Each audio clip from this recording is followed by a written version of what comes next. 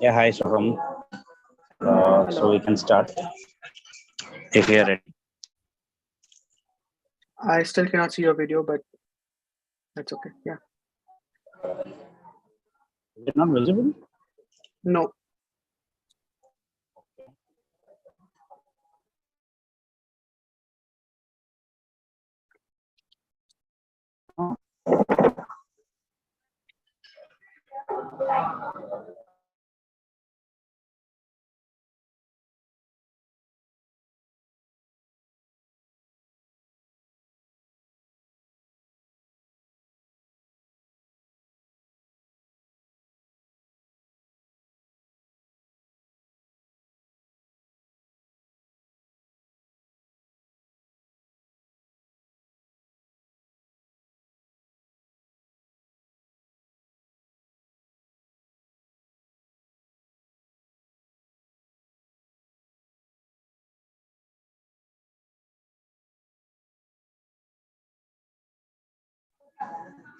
Yes, Soham, is it better now?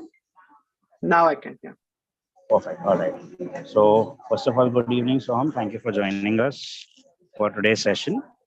Uh, since you have been to the US from India, and especially after doing B Pharmacy from Bombay College of Pharmacy, my first question, without wasting much time, is why did you choose to go to the US in spite of a number of opportunities that are available in India as well for higher education? Sure. Yeah. First of all, good evening to everybody who has joined in. As far as why did I go to the US is concerned, there were a couple of factors. First being the exposure we get here. Second is the quality of labs and the research. So if you compare, again, first of all, bachelor's is great in India. You get great knowledge. You get all the prerequisite skills that prepare you for a further education. So I would still highly suggest to do your bachelor's in India because it is one cheaper. It is also our course pretty much covers everything that is required, the training that is required for you to become a pharmacist. Versus if you compare it to the US, it's very expensive, and I don't think it's value for money. As far as masters and PhD goes, uh, again, first, whenever you come into a master's program or a PhD program, research is going to be the focal point. And without a doubt, research facilities, lab, funding, everything is significantly better in the US. And again, the stipends are also pretty competitive. If you compare it to the stipends in India, which I think it would be around somewhere between 5,000 to 15,000 rupees, versus it's somewhere between 1,500 to $3,000 is the approximate stipend you get in the US, which is more than sufficient for you to cover up your living costs, plus maybe spend a little bit here and there. And overall, I feel the research facilities are better. The technology-wise, US is at least 10 years ahead than India, and even research-wise. And there are definitely a lot of funding available from even government organizations like FDA and CDC. So a lot of these universities have collaborations, or some kind of, or NIH for that matter, have collaborations, or a lot of these professors from good universities in the US apply for grants in these government organizations and have a lot of times $1 million grants too. So yeah, so research, the lab quality, the quality of research, and the funding are the top three factors that US has the best when it comes to that. All right. Thank you, Soham, for this. Again, so I believe that those were the three major reasons why you chose to go abroad instead of staying back in India. All right. Yes. And Soham, when it comes to abroad education, especially US, the most common question that a student comes across is how expensive is that going to be? So could you just help us about what are the expenses that are incurred, including the tuition fee or the accommodation charges? On an average, Sure. what is the number that you can expect to spend if you're going to the US? Sure. So again, I would just quote lakh. I mean rupees. I'm not talking dollars right now, so just so that it'll be easier for the audience to catch it. Absolutely. So as far as masters goes, anywhere around 25 to 30 lakhs is a reasonable amount if you want to do a masters in the US. And again, that amount is variable depending on the university location. So, for example, if you get a university which is, say, in Nebraska or say Arizona or Texas, the number still holds true to around 25 to 30 lakhs. Versus if you get a university in New York or Boston, you can expect anything between 45 to 50 lakhs.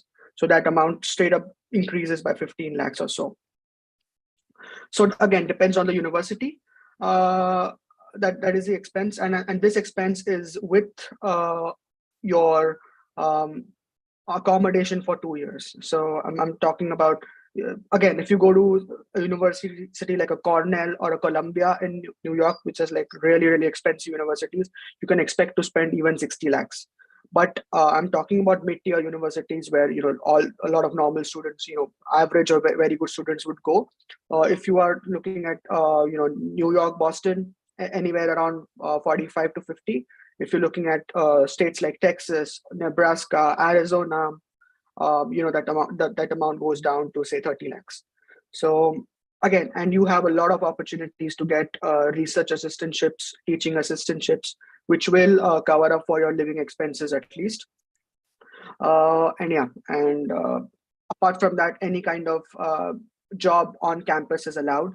So be it job of a librarian or even jobs like a server in a restaurant on campus. A lot of students do it, and there's nothing wrong in doing it because nobody is going to come and say, why are you doing the job of a waiter? Because it's pretty normal in the US for students to do it for at least 6 months or 1 year to cover up for their expenses.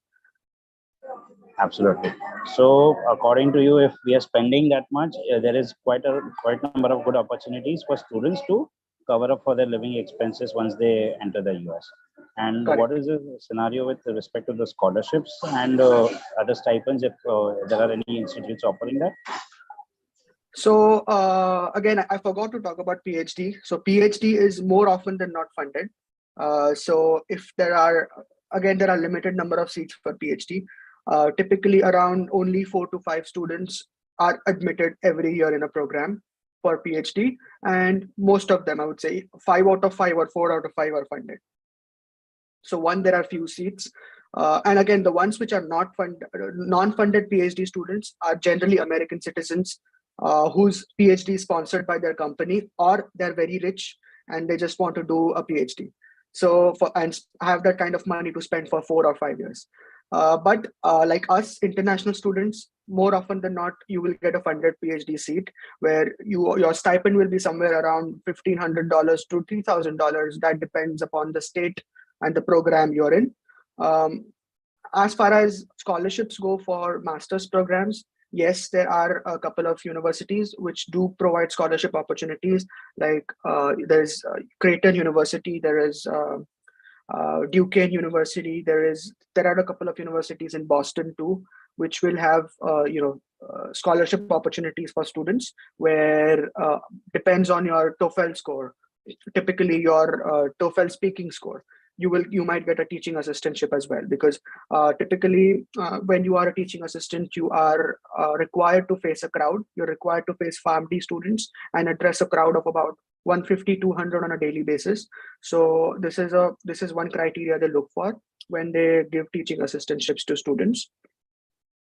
And again, you can always, if you do not have like a scholarship mentioned on your offer letter, you can always reach out to the professor, and the way you negotiate for a job, you can always negotiate for a scholarship or some kind of a position. You can ask them, is it available? And if the professor responds saying it is not available at this point, you can always ask, what can I do?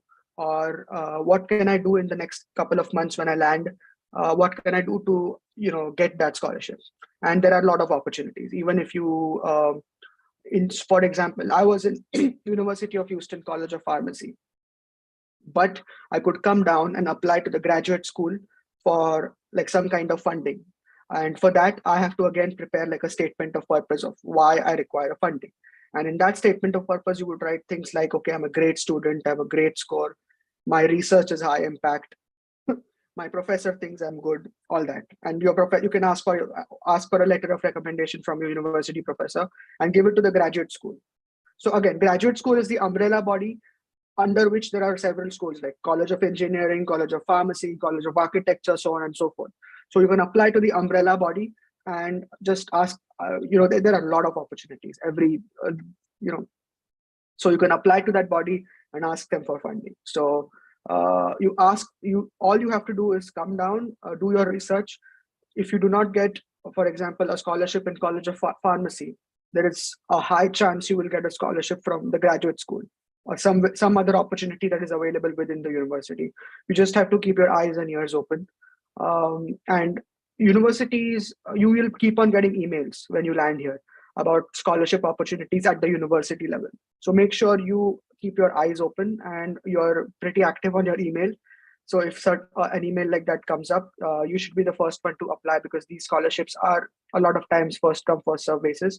So you just have to be, because on a typical day, you will at least receive 15, 20 emails from the university. So you got to be alert.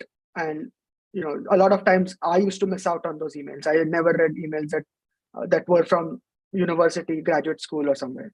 But you got to look out for such emails where scholarships are mentioned, and just apply for them. Perfect. Thank you so much for this, Soham. Another question is, what are the major entrance exams that a student has to give after his graduation or during his graduation, while he or she wishes to apply for abroad education, especially the US, either a master's course or a PhD course? And also, how do you suggest the student to start preparing for the same, and when would be the right time to start preparing for the same? Yes. So the first exam is GRE. Can I share my screen quickly? Because just a this moment. will help. I would do that. Yes. Yes. Let me.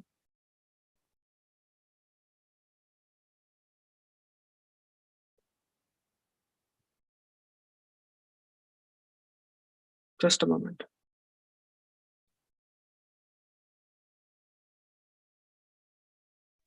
Yeah, I have given the access. You can try. Yeah.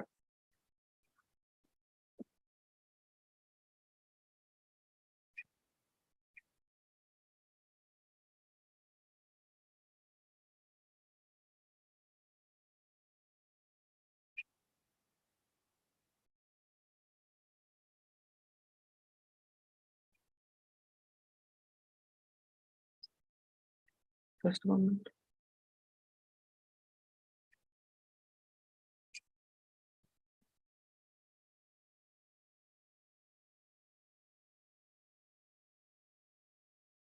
Anyway, there seems to be some issue while sharing the screen, but again, I can just quickly talk about it. I'm not sure why I'm not able to do it, but again, first exam is You the have the GRE. access, right? I do, but even I changed my laptop, so it's Okay. for All directing right. me to go to settings and change something. That's okay. That's Yeah. okay. All right. No worries. Yeah. So first one is a GRE. GRE is again post-COVID. Certain universities are waiving off GRE, but you will only get that information when you go to that university website and just look at the application requirements. So first is the GRE. It typically has 5 sections. It's either 3 verbal, 2 quantitative or mathematics, or it's 3 mathematics sections and 2 verbal. That will depend totally on your luck and the day. So there are days when there are 3 verbal sections and 2 quantitative sections, 3 quantitative sections and 2 verbal sections. Again, that's totally based on your luck.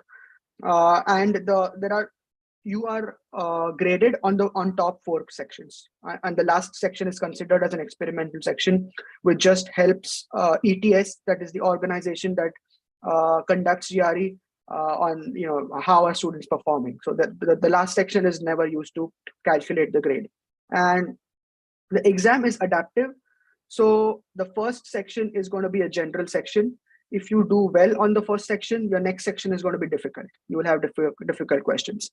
But if you do terribly on the first section, your next section will be easier. So if you notice, in the section 2 that, the questions are really easy. So just understand that with that means don't be too happy. Don't want to scare anybody. Just don't be happy. That actually means that you've done pretty bad in the first 20 questions. So, but again, if the questions are difficult, be happy that your previous 20 questions have gone good.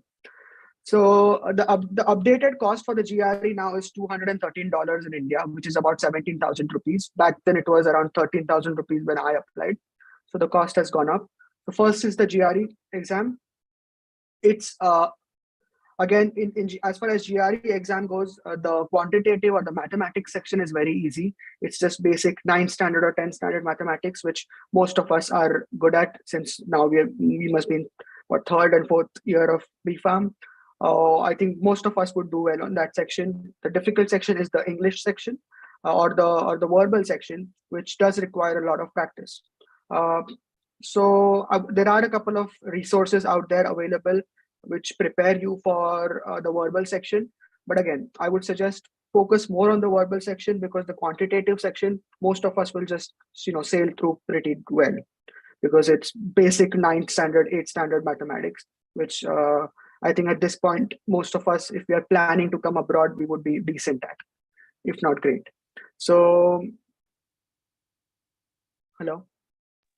Yeah. Yeah, so, go ahead. yeah. Sorry. Yeah. So I would suggest focus on the verbal section, because that is what requires a lot of practice, a lot of understanding. And the first time you come across a GRE passage, I bet you won't understand a lot of things. You won't understand 80% of the passage. I don't understand even now. And I feel I'm pretty above average at English. So so don't worry if you go ahead and start reading a GRE passage and you don't understand the passage. It's completely okay. It is a difficult jargon which even regular Americans don't use. It is just to test your analytical thinking. So that is GRE. Typically, a score of over 305 is considered a good score or a competitive score for any master's or a PhD program. So definitely try to score about 300. If your score is below 300, I would suggest you to repeat the exam. Again, if your score is below 300, doesn't mean you will not get into any university. You have other factors like your GPA, Toefl, and your SOP to cover up for that. But my suggestion, if you get anything below 300, try to give the exam again, because that GRE sometimes used as a cutoff criteria. So while screening your applications, if a certain university has set the criteria as 300, even if you have a 299 and a 9.5 GPA, they will still reject you. So it's just used as a screening criteria. So yeah, that's about GRE.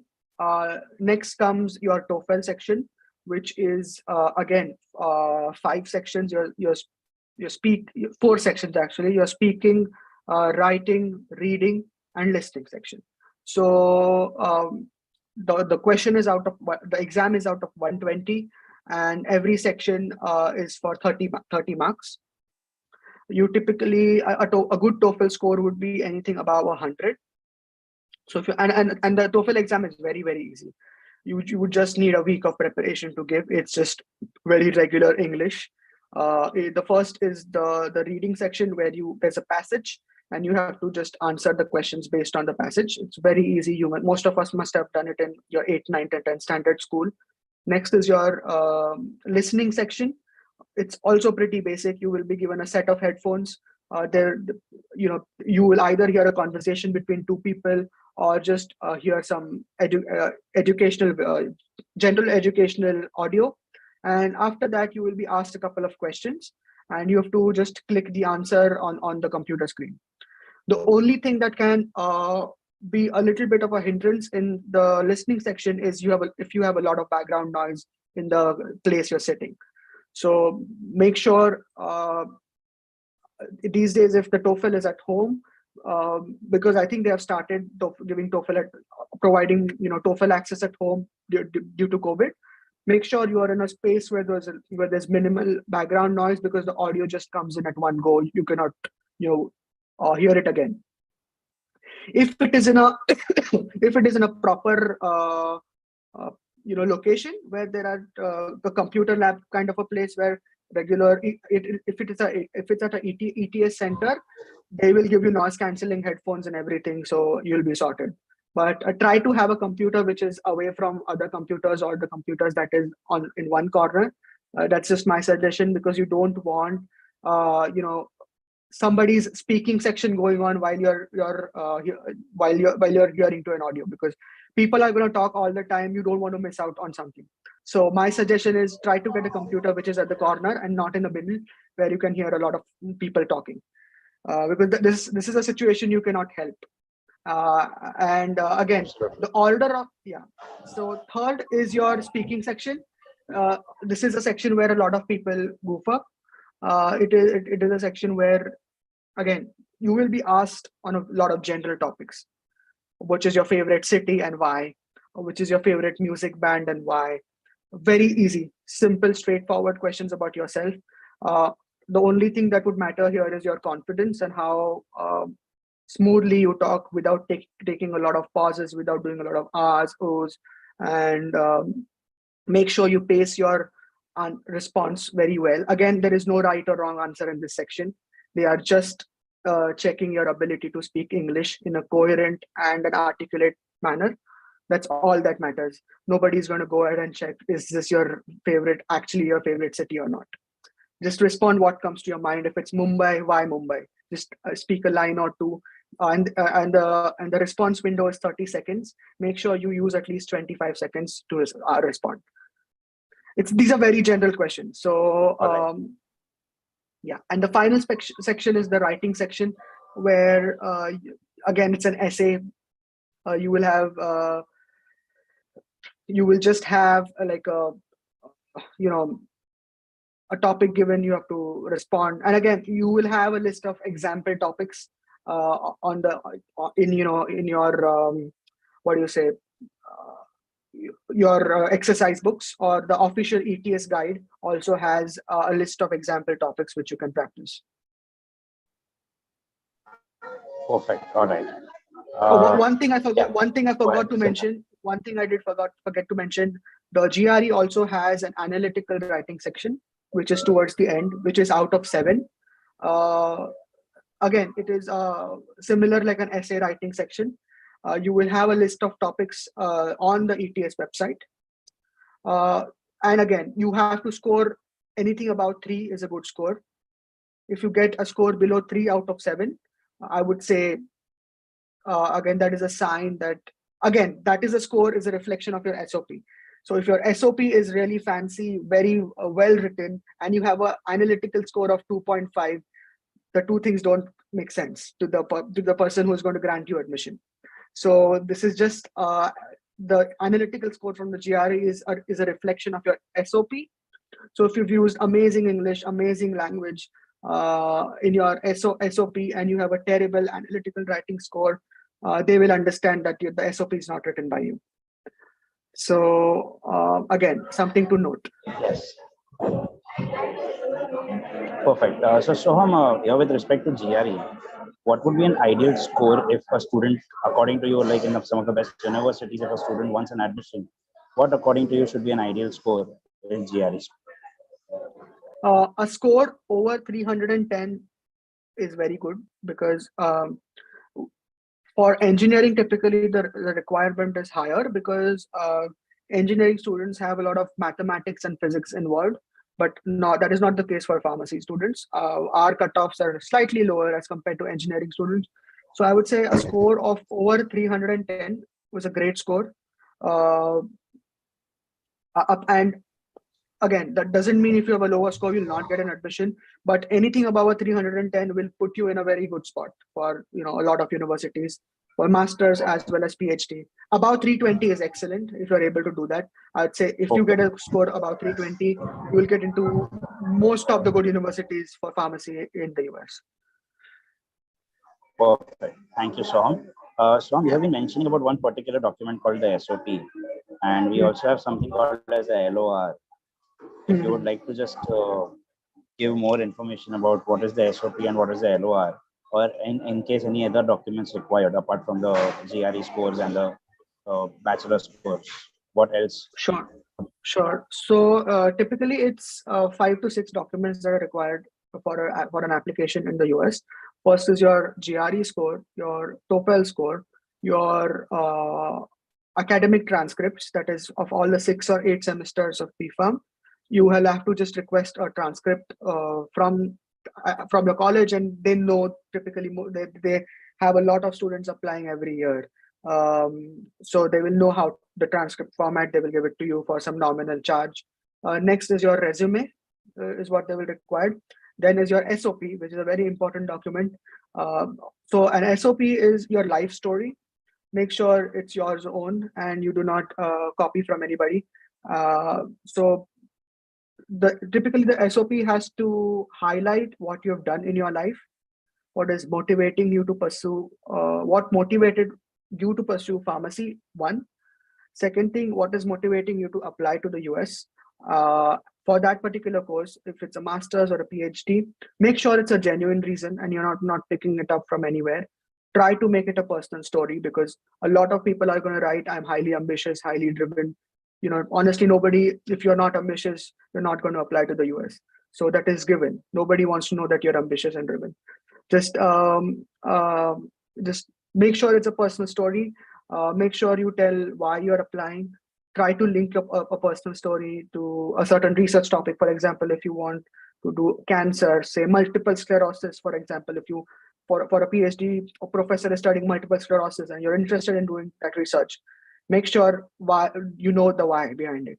If there's a personal story behind it, I'm just giving you an example.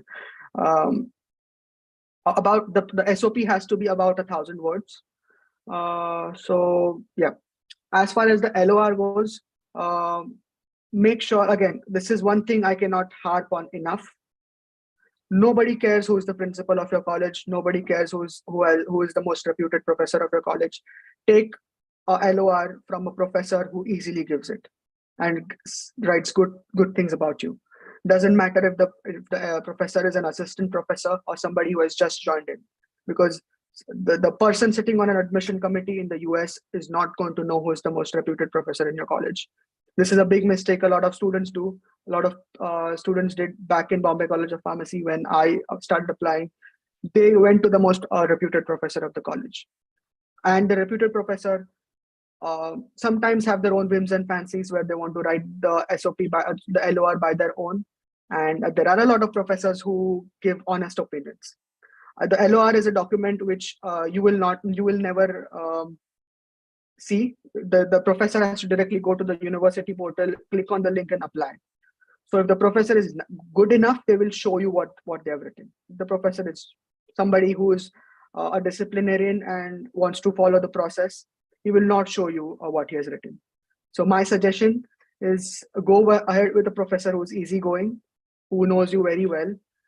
It is excellent if the professor is letting you write the LOR yourself. This All is not the right. ideal. Yeah. Sorry, you're saying So something. Go ahead. So yeah, make sure the professor you are seeking an LOR from has the time to write the LOR in a timely manner, because these admission deadlines are very time driven. You do not want to go ask a professor who is very busy with his schedule, and he just misses the deadline, because that is not the ideal scenario. So you want 3 LORs typically from professors who just write good things about you. All the professors care uh, is you're a good person, you are somebody who's result driven, who has performed well in their academics. That's it. Typically, if you are working and then applying, I would suggest take one LOR from your manager, your workplace, if possible. If you have conducted research under somebody at your BPharm level, try to get a LOR from that professor. And the third one can be a very general one from anybody who is ready to give you the LOR. All right. So just to add on for our viewers, SOP is the statement of purpose, and LOR is the letter of recommendation. Letter of recommendation. Yeah. Perfect. Any so maximum 3 or anything more than that would be fine, or only 3 are required? It's 3 are required. So most university portals will have a section for additional documents. So that is where you can upload anything you want, literally anything you want. If you want to say, if you have a relevant research done, you can just upload that manuscript if you have, or an abstract if you have, or a poster if you have. Anything. There's a section for additional documents. You can upload anything under the sun. It could be an additional LOR too. If you have 4 or 5 people talking good things about you, feel free to upload that. It's not going to do any damage. It will just do good. So yeah, most universities will have a compulsion of 2 or 3 LORs. But after that, it's up to you whether you want to upload anything additional or not. Perfect. All right. So Soham, these are like the official documents, the SOPs, the LORs, and all the documents that you mentioned with respect to the scores. However, you also mentioned one document which is the resume. So apart from the academic score, what else do you think are the other parameters like the selection criteria that a student should fulfill at the B Pharmacy level to be able to get an admission for an MS or a PhD in the US? Apart from just the academic scores, is there anything else that? Sure. So yes, academics is important. Apart from that, uh, a lot of universities in the US, if they require an interview round, a lot of PhD programs will most likely have an interview round too. Even masters, for example, if I had an interview for even masters, so they will look for somebody who is a well-rounded person who they can deal, because these professors have to deal with you on a day-to-day basis. They first of all have to perceive you as an interesting person. So have a well-rounded resume. Make sure you have done some extracurriculars in the form of you have at least some writing experience, even if it's in an IPA journal, or even if it's in, I had experience, a little bit of editing and writing experience with Pharma Times, which was an IPA journal. Try to have that. Apart from that, research important. If you have done any research, presented any poster or for a conference, or even if it's some kind of a short forum, an educational symposium or something, that would work too. Leadership, that is something they will definitely look at. If you have had any done any leadership roles, be it being the GS of your college, or having some kind of a position in your college council, that will really take you further ahead in the process. Somebody who has good presenting and talking skills, because that goes a long way, because that is given a lot of importance in the US. So these are certain qualities. Apart from that, if you are good at sports, sure, why not? That you can just say that, if you are someone who is good at soccer, you can just put that down. And if asked in an interview, you can also say, go to the university website, check if the college has a soccer team, which is good. You can always say, yeah, another motivation to apply for this college is I want to be a part of the soccer team too. It's just shows your research, shows your interest, and just tells the admission committee that, yeah, hey, you want to be a part of this college, not only because of academics, but you want to be a part of the sports team too. So that also shows that you've done a lot of research about the college, so which is a good thing.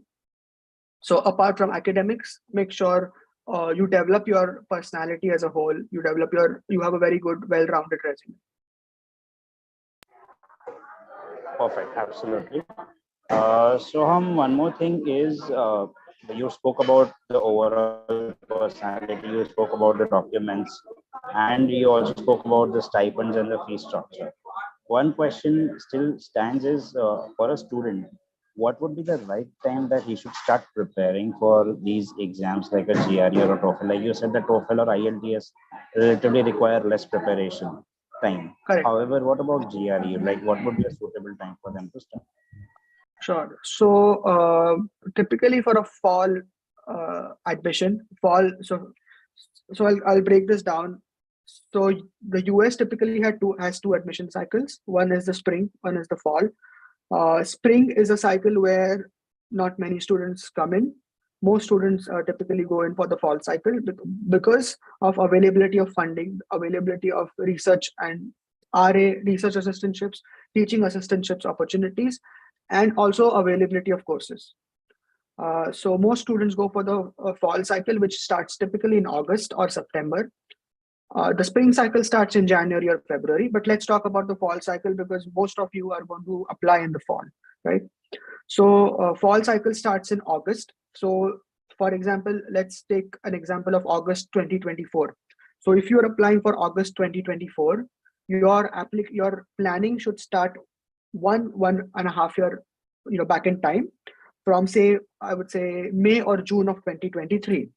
So an ideal timeline would be trying to give your GRE in August of the year before, so August of 2023, which means you would need at least 3 months, 2 to 3 months to prepare for the GRE, which means you have to start your preparation from May of 2023.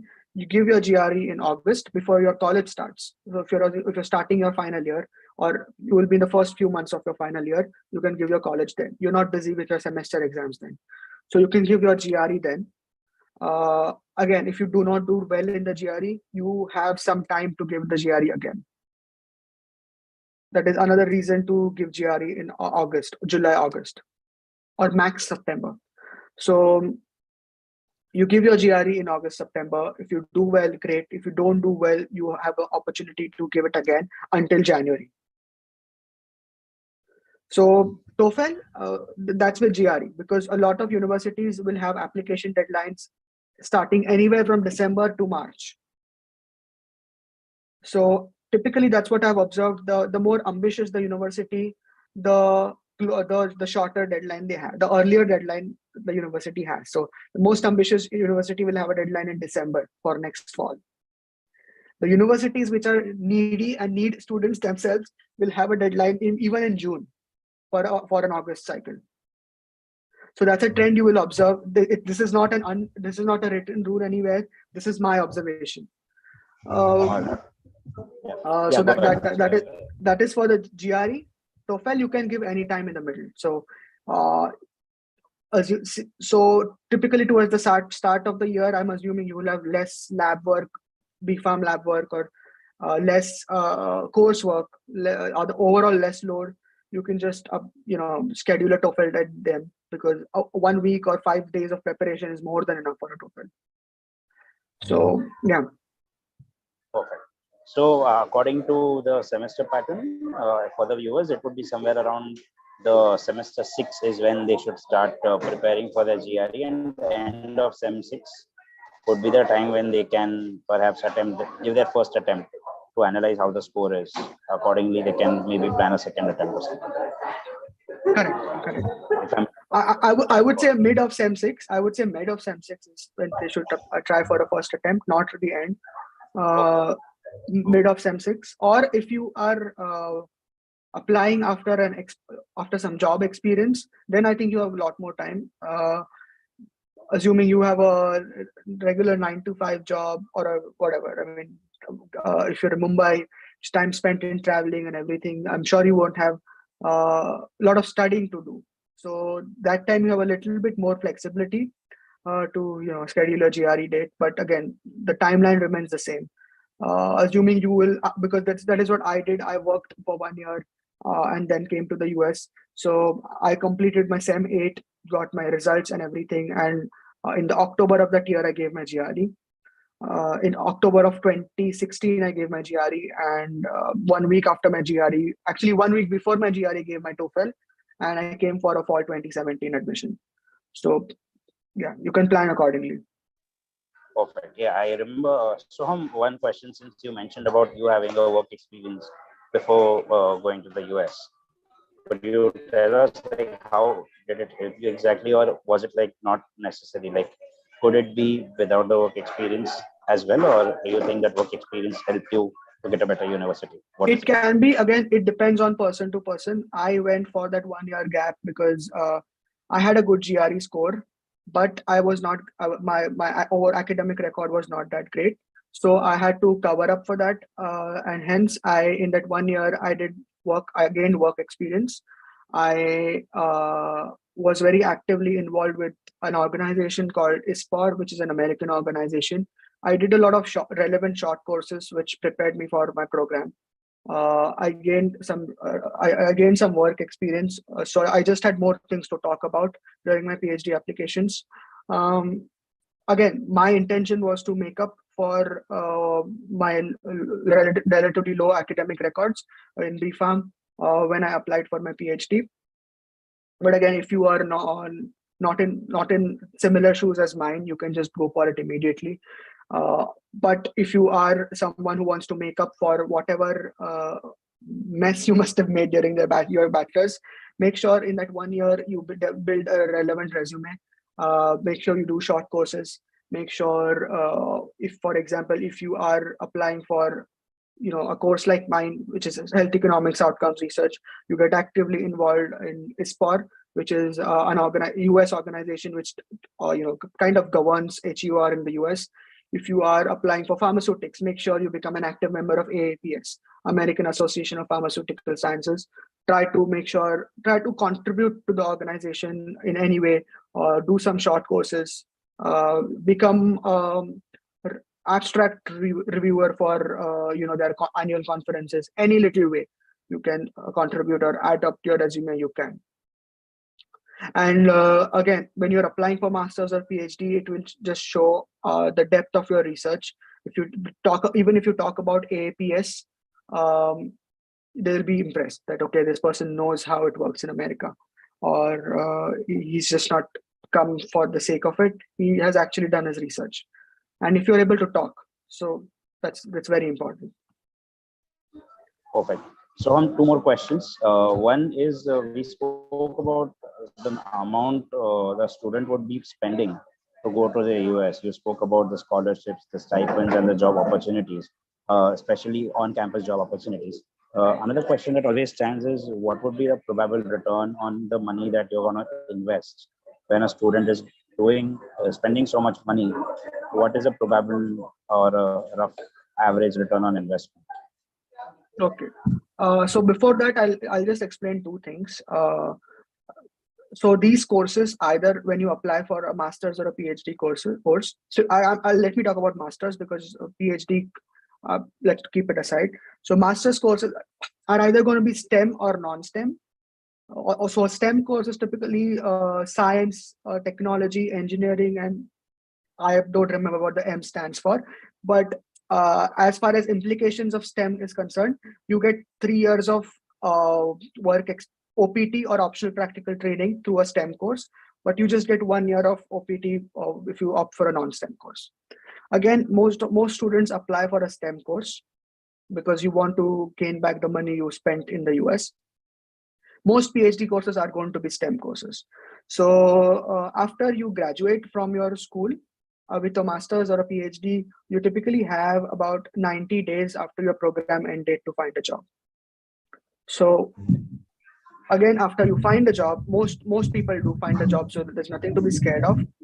Once you find a job in those 90 days, your typical salary for a master's would be anywhere between, it's a wide range actually, anywhere between $50,000 to $90,000 to start with. All right. Versus if you graduate with a PhD, your typical salary would be $90,000 to $140,000 to start with, slightly higher. Yeah, which means after deduction and everything, you will get around $4,000 to $6,000 in hand, depending on what your salary is.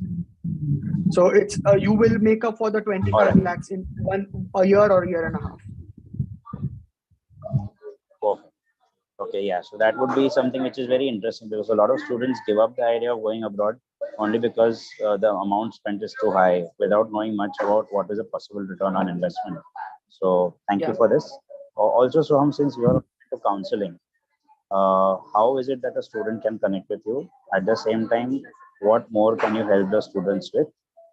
Is one question. And apart from that, I have a couple of questions asked by the viewers. So once we finish this, I will also ask those questions as well. Sure. So again, we will help you with developing your. Again, in the first session, I would help you with brainstorming, just getting what do you want to do and why do you want to do. We want to make sure, since I have been through the process myself and completed a PhD, I would want to make sure you are actually applying for the course you like and you're good at. So I would do that first. Second would be, for example, if you choose a course for pharmaceutics, I would give you a list of, say, 10 universities which you could potentially aim for, but the choice in the end remains yours, which university you want to go for, depending on the location and your financial situation. So that is something you will finalize. Once you are able to do that, we will finalize the application deadlines for those universities. Okay, once you have that figured out, it's when you would start planning for your GRE. Okay, so you start preparing for your GRE, you give your GRE, then comes a 3 to 4 month period gap. You come out with your GRE scores or results to us. Then we will help you with your SOP. We can customize the SOP based on each university. And as far as SOP goes, I can help you with brainstorming and how you can suit your SOP for a particular course. But the content of your SOP has to be yours, because we cannot be the people telling your story. You know your story the best. So you will write your story. We can definitely help with spell checks, and we can help with making the SOP more readable. Or since I have been on the other side, I know what is expected for an applicant. I can help you customize the SOP or make it in a way that for the reader, for an American reader, it's better. They just find it more attractive, and you come on the top of that list. Next is we can help you with LORs. Again, shortlisting those 3 professors is your job. Some professors will prefer to write the LOR on their own. Some professors will ask you to write an LOR. I have an LOR format which I can share with you if that's what works for you, and you can just put in your name, do some minor edits to the existing format, and change it to suit you. That is one thing I can help you with.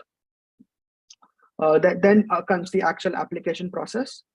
There are 2 things where we can help you with. We can help you with actually apply with the application process, where I can sit down with you, do a Zoom meeting. You can share your screen, and I can go through the application process with you, because every university will have a different application portal, slightly different application process. If you have any concerns or any second thoughts about how should this question be answered, you can always reach out to me. We can share screen and do that. If you want to go through the process by yourself, you're free to do that. Next, again, we will have a gap of couple of months where you will be waiting for your admits, right?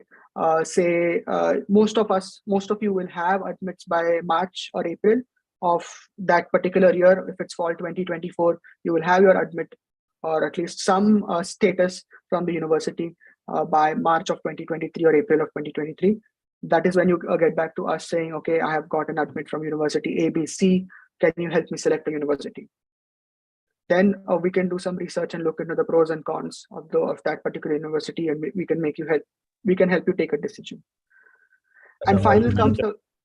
Sorry, so you meant if it is fall 2024, you are saying the admits would be there by March or April of 2024. Correct. Okay. Yeah. No, I think yeah.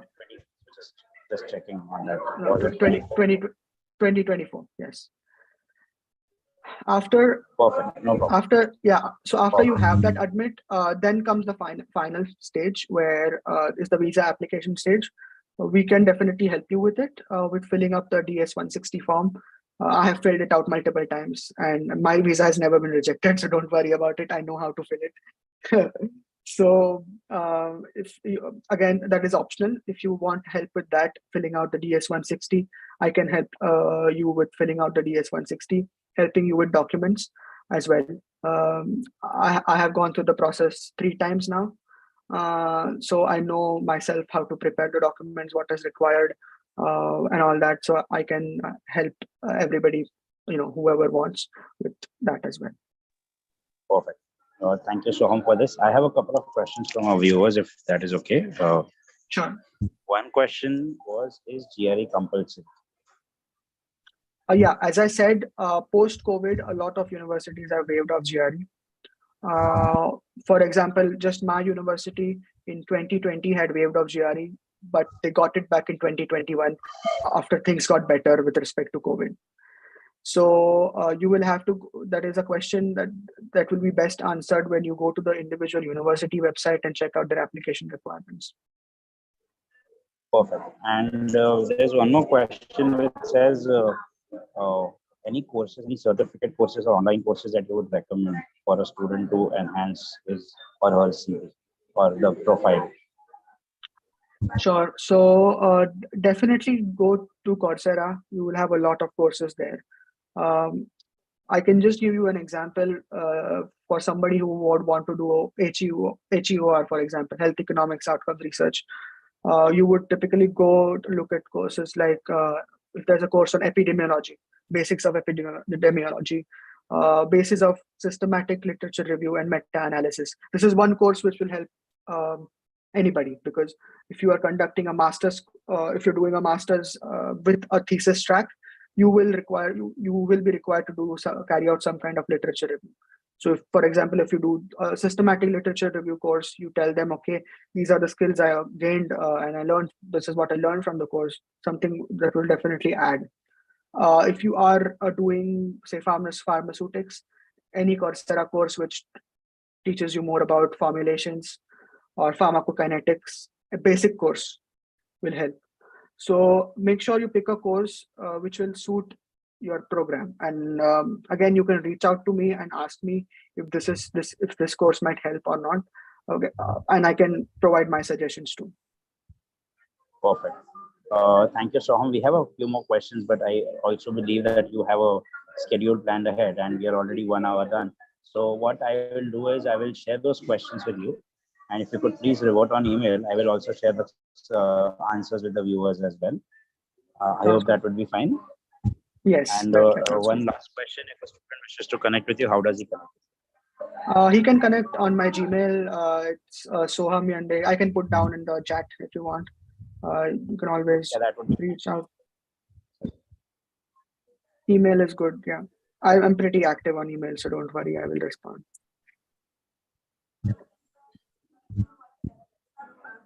Yeah. All right. Perfect.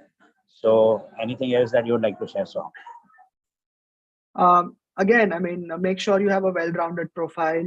If you are short on something, GRE, TOEFL, academics, there is always a scope to cover up for it with other things, because there are 6 different criteria used to give admission in the US. So don't get bogged down if you're weak at one thing. There's always a scope to make up for it. That is one thing. And again, this is a great place. US is a great place to study.